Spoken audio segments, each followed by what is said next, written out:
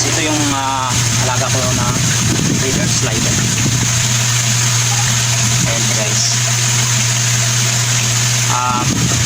Bali ito ay I think 6 years. Parang 6 years dito sa akin. Nakalimutan ko na ito. Ang tagal na kasi dito sa akin. Bali dalawa to siya, pero namatay yung isa. Pair sana to. Yung namatay yung female, napakalaki pa naman sana. Ang female pala ng river slider ay napakalaki. Mas malaki siya kaysa male. Ito kasi ay male. Bali ito, pinangalanan ko siyang si Zeus. Bali ano pangalan nun yung partner ko, yung girlfriend ko, siya yung nagpangalan dito na Zeus. Kasi bagay rin naman na Zeus yung pangalan niya, kasi napakatagal niya sa akin. Nag-survive na siya sa napakarami na niyang na-survive. Muntik na ito siyang mamatay. Gagawa ko ng video about sa kanya. Abangan niyo guys, gagawa ko ng video para sa kanya, about sa kanya.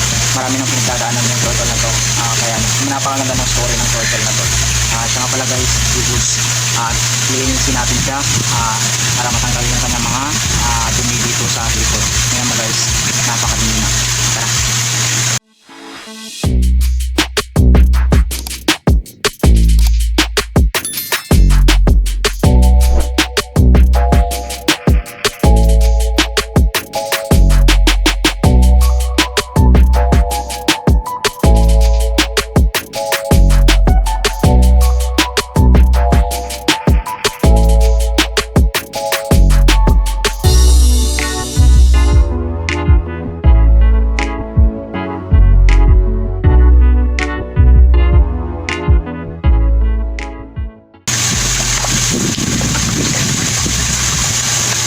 So ayan guys, linis na.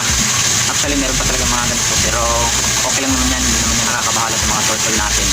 Ito yung mga lumot sa wild, talagang mas makapal pa dito. Kasi madalas silang nilulumot sa tubig. Kaya yan, nagkakaganda ng kanilang shell. Pero okay lang yun guys, hindi naman yan siya masama sa kanila. Hindi naman yan harmful sa kanila. Yan. Pag maglilinis tayo ng mga turtle natin, check lang natin yung kanilang mga chan. So guys, yung tawag dito ay plastron.